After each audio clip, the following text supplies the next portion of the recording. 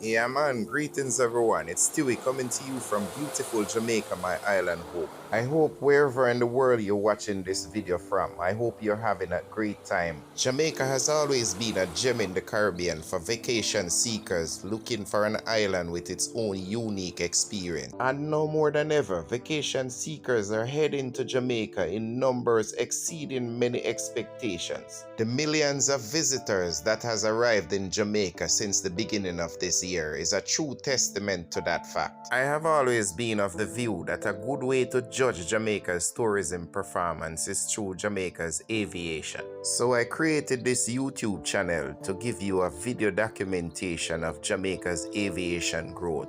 Simply put, if it is that I am at the airport and there are more flights coming in, there are larger airplanes coming in, the traditional airlines are increasing the number of flights they have per day, they are adding new routes. New airlines are adding Jamaica to their itinerary. Airlines are adding wide-body aircraft to routes which they traditionally use smaller single-aisle planes on. I have interpreted that to mean that if the airlines are increasing seat capacity, then the demand for passengers wanting to come to Jamaica is increasing also. If you are not yet subscribed to this channel and have been watching some of the videos I have been producing from the airports in Jamaica, you really need to check it out.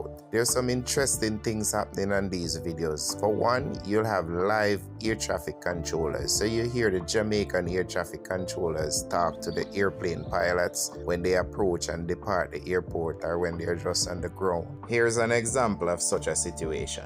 Frontier Flight 48, holding short runway 7 at Alpha, ready for departure. Frontier 48, thanks to Tower, roger, line up and wait, runway 07.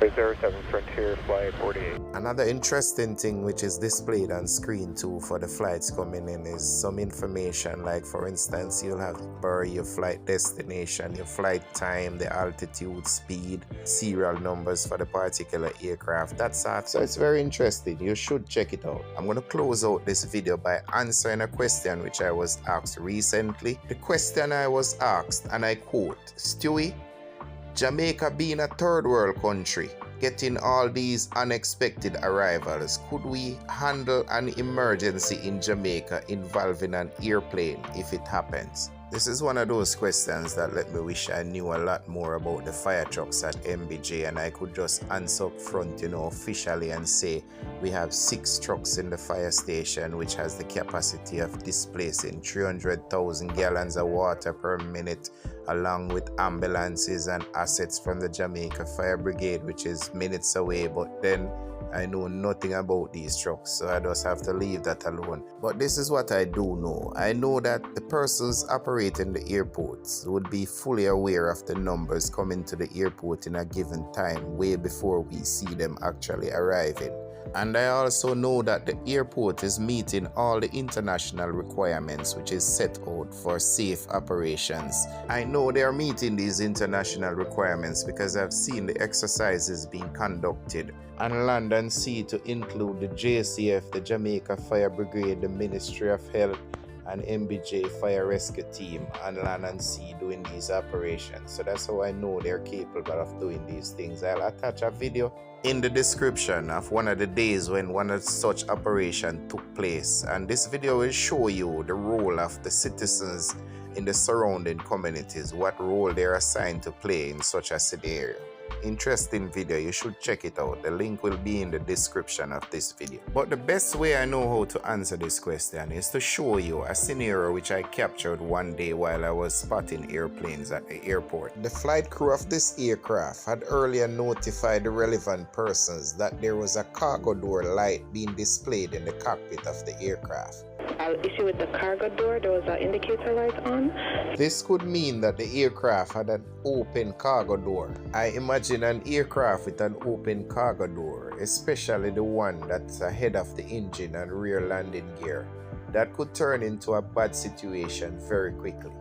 Within seconds of the aircraft making the call, the big guns of MBJ Fire Rescue would be ready and awaiting the aircraft to respond as necessary. No one will truly know the situation with the cargo doors and the aircraft until it is close enough to the airport. These things are traveling very fast. 5 to 6 miles away from the airport is mere seconds before touchdown. For an airplane traveling over 100 miles per hour, not kilometers, miles per hour. Within minutes, assets from the Jamaica Fire Brigade are en route.